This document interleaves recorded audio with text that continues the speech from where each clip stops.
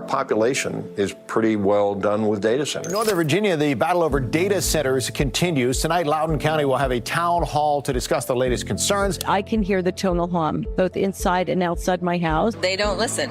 Nobody wants this. I want people to know about the risks associated with it before they are built. My property taxes have gone down 27% in real dollars. People are angry with data center because we've been sacrificed.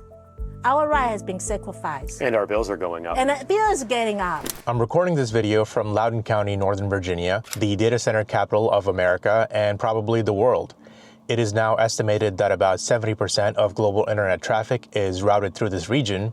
We often talk about the cloud as if it's something invisible, but it's actually powered by data centers that require immense amounts of power, water, and infrastructure. And right behind me is a gigantic cluster of those data centers, often called Data Center Alley. My family moved to Loudoun County, Northern Virginia in 2005, and in the last 20 years, there's been a massive boom in everything from a population boom to a construction boom to a data center boom. Property taxes have been slashed by about 40% in Loudoun County over the last 20 years. Research has shown that the construction of data centers has also resulted in the construction of roads, infrastructure, and has resulted in actual increase of property prices for people because of the overall infrastructure that comes alongside the building of a data center. Things have never been better for Loudoun County. But as the AI boom demands larger and larger infrastructure and construction of data centers, now the data centers are moving from industrial parks to residential neighborhoods. Dominion Energy is currently pushing together a plan to route high transmission power lines through Loudoun County. That is causing an issue with a lot of people here who don't want those high power transmission lines going through residential and school areas. Just a few days ago, neighboring Prince William County rejected a data center proposal that would have built about a 2,000-acre data center in their neighborhood. AI's hunger for power is also driving up the cost of electricity in this area, angering residents and local governments. And as of July 1, Virginia has officially enacted a tax on data center electricity consumption to try and balance the scales. 45% of Loudoun County's operating budget for fiscal year 2027 is coming from data centers. They have nice roads here, good schools, and lower property taxes than neighboring areas. So this is the classic NIMBY paradox, not in my backyard.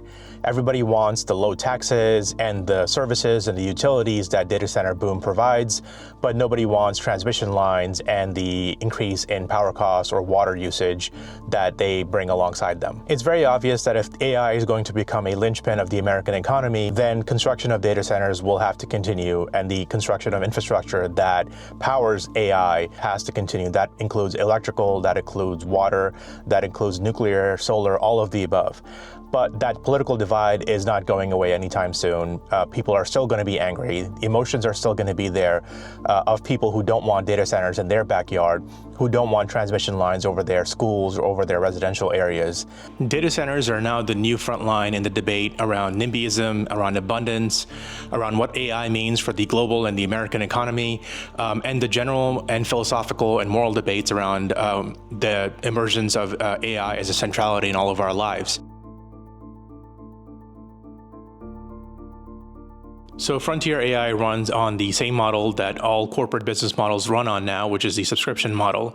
You rent the software, you rent the technology, and you create a value add through the use of that technology.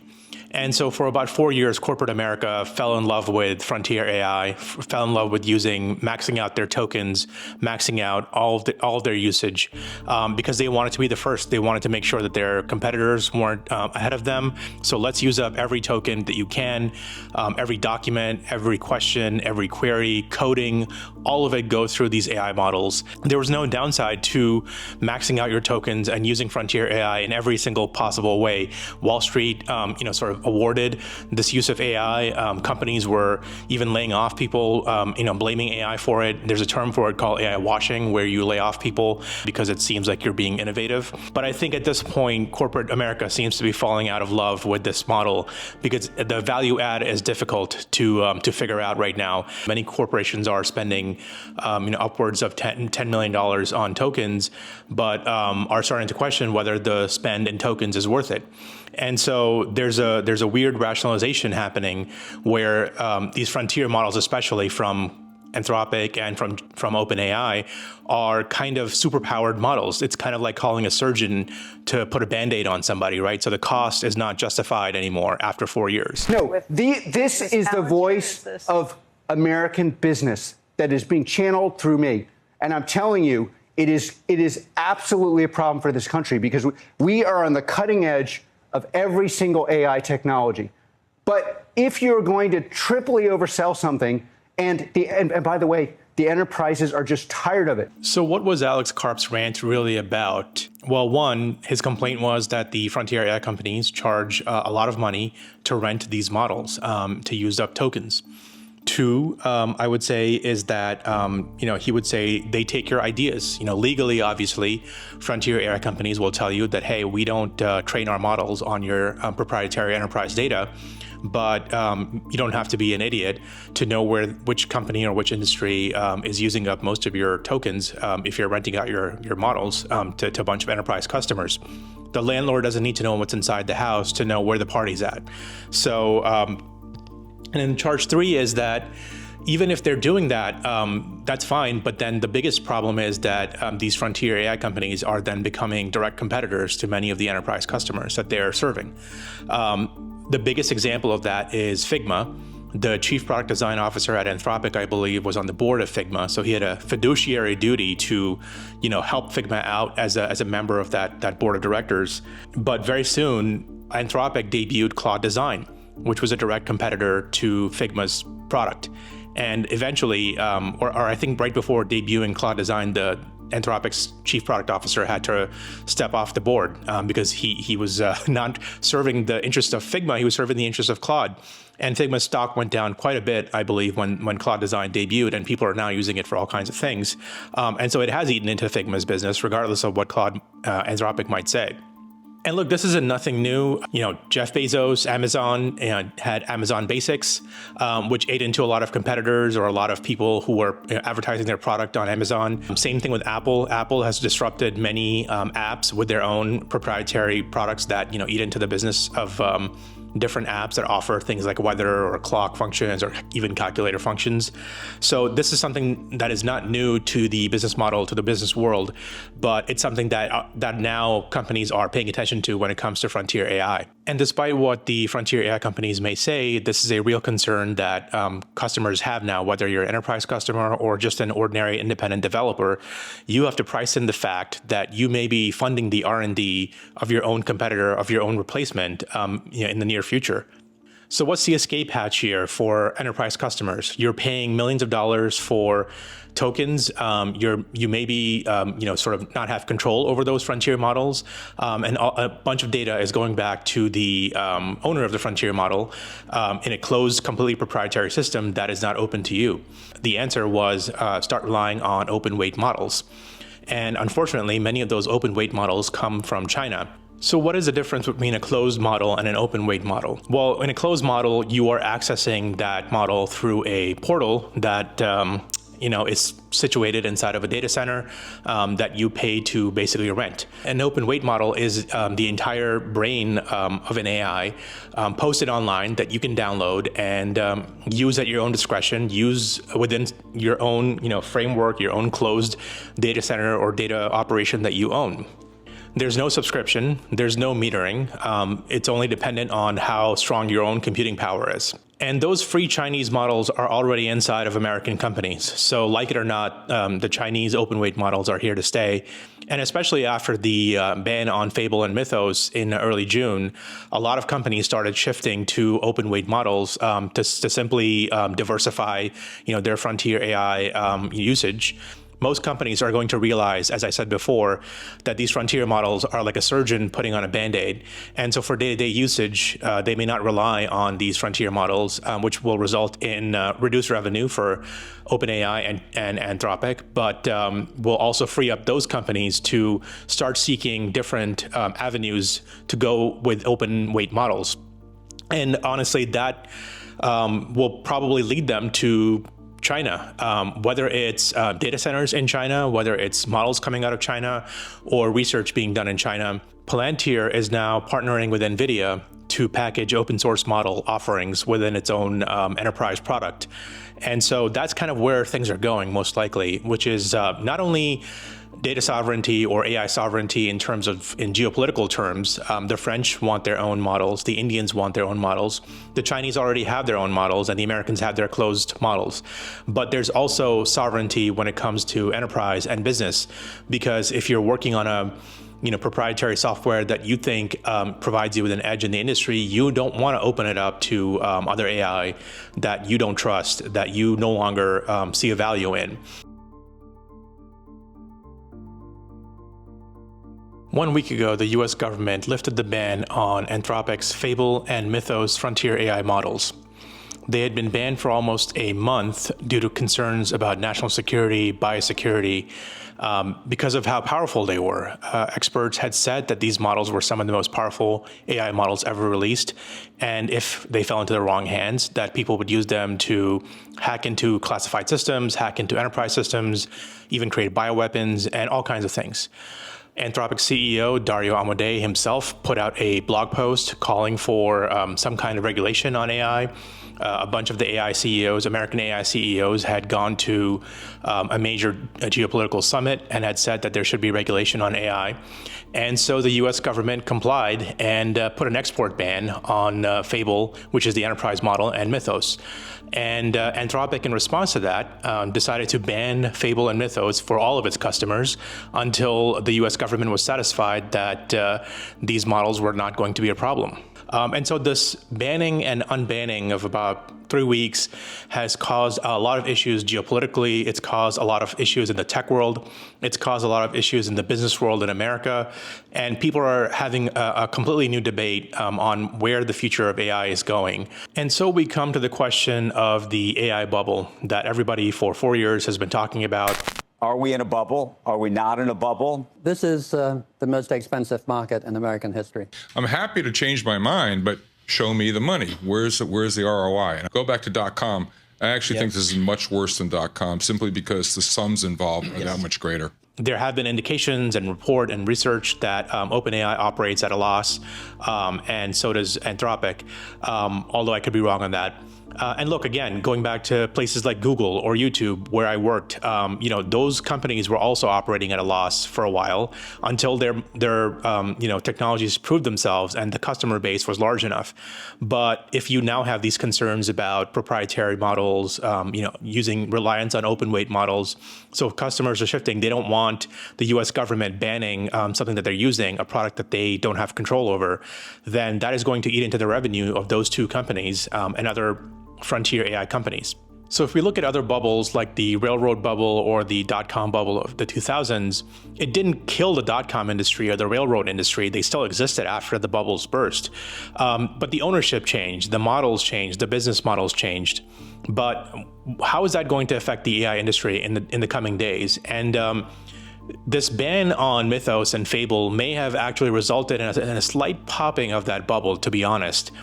Because it woke people up, it woke investors up that they may be relying on a gigantic gold rush with regards to AI that they don't need to anymore, especially if there are other options available like the open source, open weight world, where you're not going to be reliant on renting out trillions of dollars or billions of dollars in tokens. Anytime there's a disruption in the economy, which the popping of the AI bubble will definitely cause, you have to then wonder who are the rent seekers in that situation, which always happens.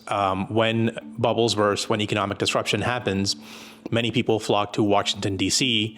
to find an escape hatch, to find a golden parachute, or to simply look for government handouts. We've seen that in the 2008 economic downturn. We've seen that in other downturns as well, and this one is no different.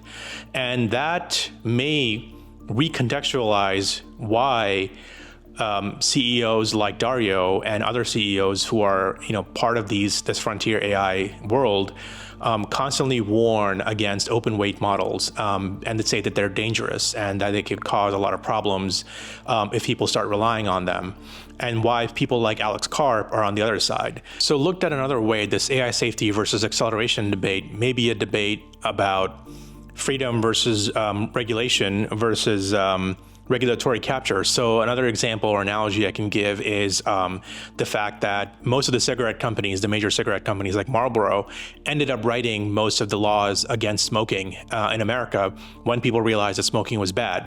And so suddenly the only companies that could exist in that regulatory environment were Marlboro and some other close competitors, because they were the only ones who could pay the regulatory fees that were required because they had written those laws. They'd figured out how to comply with those laws and those regulations. And so this constant warning by the frontier AI CEOs that AI is dangerous, that AI is, very, very concerning, very disruptive, and that basically that could be a form of regulatory capture. Hey, rely on the closed source models because we are the only ones who are going to be able to give you an off switch if AI goes rogue, if AI goes crazy. And the open weight models, you're not going to be able to turn them off if something goes wrong, and they could be, going into the hands of foreign adversaries like China. Now, what I do worry about with some of these laggard models is the risks of them, where we have Mythos class cyber capabilities. 12 months from now, we'll have much better cyber capabilities, but the Mythos class cyber capabilities may just be available for anyone to download. Now, hopefully we'll have patched everything before then. I don't think there's anything we can do to stop it, but I think it's a serious concern. I've been very outspoken about the need for export controls on chips to China, right? I say this because I think it would be really bad for America, for the state of democracy in the world, for China to be ahead in AI capabilities. And it's like some of the chip makers obviously don't agree with that view. The AI safety folks like Dario and other people in the movement want things like government certification and regulation on AI models, and that way the government can, as it is currently doing, evaluate these models and sort of regulate these models before they go out into the real world, before they're released, and cause potential harm once they're in the hands of consumers or enterprise customers or bad actors who want to hack into things or create bioweapons and things like that. And there are other concerns, for example, creating bioweapons. There's a belief that all AI models should have fingerprinting, especially when you do things like, create medicines from them so that you can track them back to where they came from. And again, that goes to the certification, whether the industry should certify itself or whether there should be government certification of these models. So David Sachs coins the term real AI safety, and he says that, it's not about alignment research or certification. It's about businesses owning their own data and owning their own model weights so that a lab can absorb their knowledge. And so safety is not about protecting the world. It's about protecting data from the labs. David Sachs in the accelerationist camp has called Anthropic's and Dario Amade's sort of call for regulation of AI. Basically, they've said that this is all a bunch of bullcrap. It's regulatory capture. Anthropic wants to own everything to do with the AI field. And I think David Sachs called Anthropic, Standard Oil with better PR.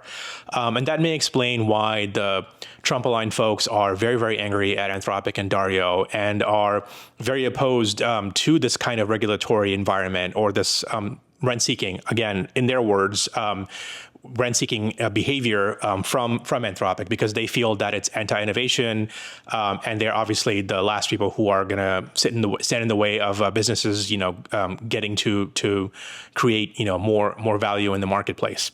But then inside the Trump administration and inside the right wing of the Republican Party or general American politics, you also have a strain of populism that aligns with Trumpism, aligns with MAGA, that is opposed to big tech, opposed to big AI, is opposed to this idea that big corporations can do whatever they want, and kind of see themselves as the protectors of the MAGA populist ideology. So you have people like Steve Bannon who are concerned about, the frontier labs, who are concerned about a bunch of these technologies, out in the wild, and also concerned about things like data centers, and have glommed onto this sort of very, what I would say generally happens to be a left-wing idea that, data centers and building data centers is a bad thing because they're causing economic disruption. They're not adding any value to the communities where they're built.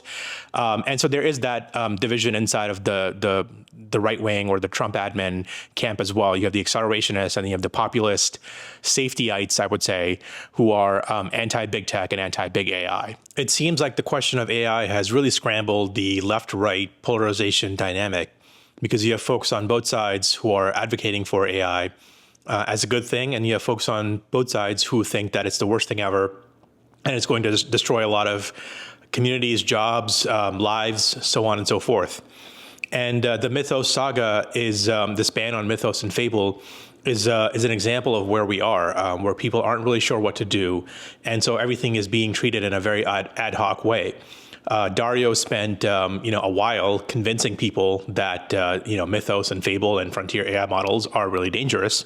And then the administration, in response to that, once it was revealed that Fable really was dangerous and that it had wildly innovating and cutting edge capabilities, the Trump administration decided to put a ban on it. And supposedly, Anthropic did not want to completely ban it, did not want to have export controls placed on it. And then you have to wonder why all these warnings were given in the first place. New to the market, alongside of Fable and Mythos, are Chinese open weight models like GLM 5.2 that supposedly are on par or close to it when it comes to parity in terms of coding capabilities. They're catching up. They may not be there yet, but they're definitely catching up. And so that creates this new frontier with AI, where businesses no longer want to rely on American models, no longer want to rely on American regulation, and will happily bypass it all to find the Chinese models, to train their own data, to keep their own data proprietary. And now you could say, of course, China will steal that data, but for whatever reason, whether it's because of this desire to protect their own side, these businesses decide that the Chinese open weight models are much more preferable than American models that can be shut off at any moment. So then how do we prevent the catastrophic nature of AI, whether it's in the near future as far as hacking, cybersecurity, or in the coming future when AGI is here, when artificial general intelligence is here? How do we make sure that continues? How do we balance innovation and security? Some people have proposed an FAA-like situation where you have a regulatory body that kind of oversees these models and prevents their release in case of a major disruption or a major issue. David Sachs, again, calls it the DMV for AI, right? That you try to get regulations released or bans lifted, and you could be there for hours or days or weeks while your competitors roll ahead. And so it's very antithetical to the natural free enterprise, let it all burn, let it all roll nature of American free market capitalism. But certainly those proposals are out there. So this is the genuine dilemma in regulating any technology, whether it's planes or AI or even cars. Act too early and you've cut off that technology, and act too late and you may be too late. You may be helpless in the face of AGI. You may be helpless in the face of nuclear proliferation or biological weapons, what have you. So America and its allies are absolutely the world leaders when it comes to dominance in frontier AI in terms of model development, in terms of chips, clusters, advanced technologies. Probably about 3/4 of the world's compute power is centered around America and America's allies. Where does China dominate? China dominates in the infrastructure around AI. China is now an electrical superpower, solar, wind, nuclear, as well as all other kinds of electric technology. China is absolutely ahead of us and is going to continue to be ahead of us. They're building way faster than America is at the rates. So in the future, when people talk about inference, the infrastructure, electricity, water, all of it that's needed to power AI, needed to power data centers, China is definitely going to be ahead on that. So what is China's game plan when it comes to dominating AI or being a player in the AI race? Well, it's clear what they're doing as far as the local markets that China is a player in. They're giving away all of their models. They're working in the open source field. They have to because they're banned from many of the technologies that we have deemed critical to the American economy and to American national security. So understandable that they have to do end runs around all of those restrictions. Things, even companies like Huawei were sanctioned, and so that makes China think differently in terms of how they approach the AI game. And it's played this game before. So China didn't invent the solar panel, but it certainly commoditized solar panel and solar products, and is now the world leader, I would say, in providing solar technology. And I think China is using that same playbook when it comes to frontier AI. It's giving away its model weights. It's giving away its models for free for companies to use and train their products on, so that they become increasingly reliant on free and open source models. And China has recently said that it's now become sufficiently advanced that the Chinese government may think about restricting Chinese models to certain players, just like America is doing. So they're playing that geopolitical game of AI and AI technology as an extension of its foreign policy as much as America is. So I think it's certainly worth keeping an attention on that. I, as an American, would certainly don't want China to dominate, but I think as we talk about this issue, I think you'll start to see where China may be starting to win that game a little bit better. And again, you don't want to downplay the threat of China when it comes to whether it comes to geopolitics or it comes to their own desire to seek an advantage in the global economic race. So why would there be a danger from what China is doing as far as releasing open source models onto the frontier of the internet? Well, one question is, how far is China in terms of frontier AI? The estimates are anywhere from 8 months to 12 months to 15 months before China produces an AI model that is similar to Mythos or Fable. Why is that dangerous? Why should that be an issue? Well, it's because a closed model, a proprietary model, can be shut off if it possesses a national security or a global risk to humanity, as the U.S. government has already demonstrated. But with open weight models, once you put them out into the world for people to download, there's no turning that spigot off. And so that is one of the risks that people talk about when they talk about what China is doing as far as open source models and developing AI in the open and giving it away for everybody to use, so that China gets an advantage in the global AI race because companies become reliant on them. And that spurs further development of AI models that don't have an off switch, essentially. So the real danger here may be that a Chinese open weight model is the equivalent of a nuclear bomb in the wrong hands 12, 15 months down the line, when they reach a level of AI development that we already are here, that is causing the U.S. government consternation enough that it turned it off for everybody.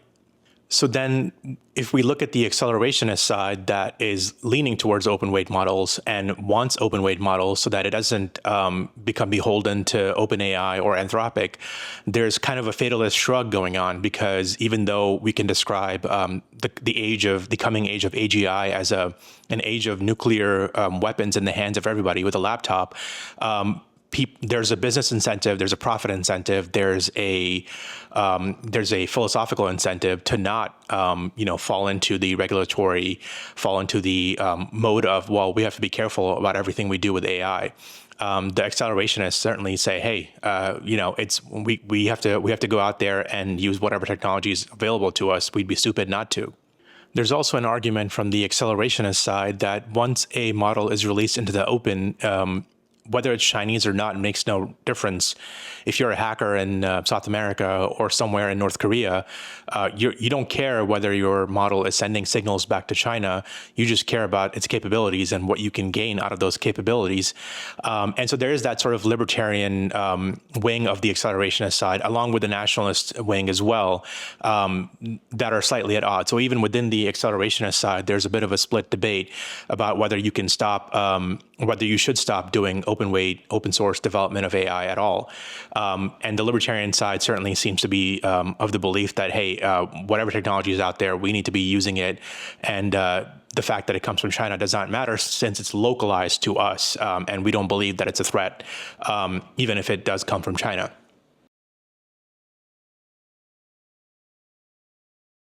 So continuing with the nuclear weapons analogy and the question of the great power struggle, the only time nuclear weapons were used was when one country, the United States, had a monopoly on them in 1945. And afterwards, because of the fact that Russia had nuclear weapons, China had nuclear weapons, and other countries had nuclear weapons, we were able to reach arms controls agreements after the Cuban Missile Crisis, when the two countries stared each other down and decided that it would be better to reach some kind of accommodation and understanding and communication. And I think that's an argument that many people are making now when it comes to geopolitics of AI.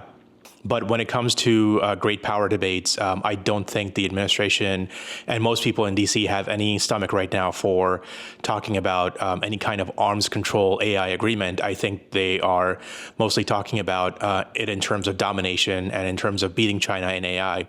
And again, you may lie on one side of that debate or other.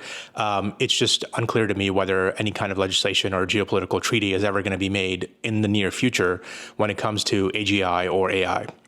The other interested party in the geopolitics of AI is the non-American, non-Chinese people, partners, countries that are interested in developing AI, namely the Europeans, the Indians, and other players. As they say, Europe regulates, America innovates, but the Europeans are certainly interested in the question of AI sovereignty.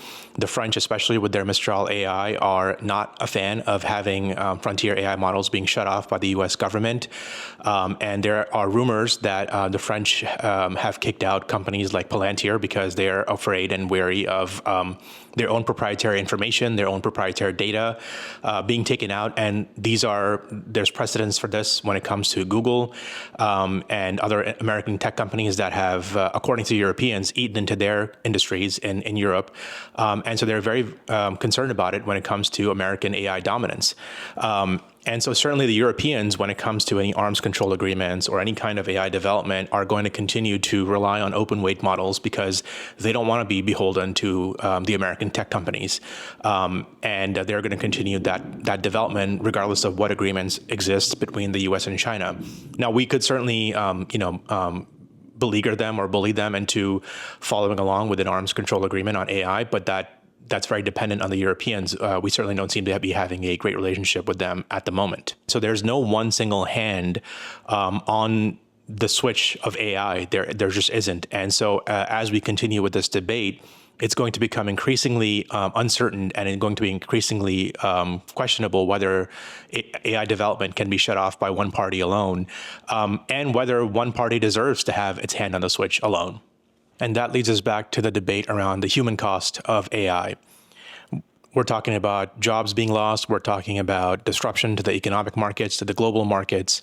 Anthropic CEO Dario says that white-collar jobs will be extinct in a few years. Other accelerationist folks say that that is a complete bullcrap. There are people who have switched over to AI completely in their companies and have gotten accolades for it, only to realize that AI can't do everything and have reverted back to hiring some of the people that they fired. But certainly in terms of job loss, there's a vigorous debate going on in the American media and in social media about what AI means for the future. Look, there was a time when people thought that computers could fly and land airplanes completely, and yet we still have pilots landing airplanes and flying them all day long. But I do think that most likely in the coming years, we're going to see more of that kind of a model coming into being where AI does the basic lower level work, and that means disruption, not of white collar, but more of the, let's say, lower end of white collar jobs. But the higher end white collar people will end up becoming more like pilots, where they manage the AI, they manage the systems that the AI is built around, rather than being the coders themselves or doing baseline tasks that AI can do. But there's plenty of evidence that people have hired AI to do the entire company's job for them and have quickly realized that having a human in the loop is actually a good thing. And I think that may be a sign of hope in the coming future. But certainly don't want to wave away the idea that AI is going to result in layoffs in the near future, and it's going to disrupt a lot of markets, as it already is. And if we look at China again, Look, there are a lot of people who will tell you that, China entering the global market, being entered into the WTO, having that free trade agreement with America in the early 2000s was a good thing, and some people will say it's a bad thing. The political careers of many of our leaders currently have been made on the idea that China entering the WTO was the worst thing ever. It hollowed out the American economy and resulted in many job losses. And then you will have the libertarians and the free market folks saying, no, it was actually a good thing. Those industries deserved to die. They were stagnating. And actually the American economy, because it shifted over to tech and services, has actually boomed and remained at the top. It's still the #1 economy in the world. If I tell you that the job loss and the disruption that AI causes is minimal and is going to actually result in good things, that does not negate the fact that there are going to be many, many people who are going to be using AI as a political tool and the topic of AI as a political tool to gain political advantage for themselves, just as it did with China. Same thing with gas prices. You could tell people all day long, hey, the president has nothing to do with gas prices. It's determined by global markets. But people will still blame who they want to blame, and people will still get angry about the issues that they really, really care about, whether they're emotional or based on fact. And that's most likely going to happen and continue to happen with AI. So the objective shock can be moderate, but the political shock is going to be insane. And you can see this with, like I said, the debate around data centers. You can see this with the students booing Eric Schmidt and other tech leaders who are at graduations saying that AI is going to be awesome. You can see this with the debate around data centers in places like Utah and Arizona, where water usage is already a giant issue.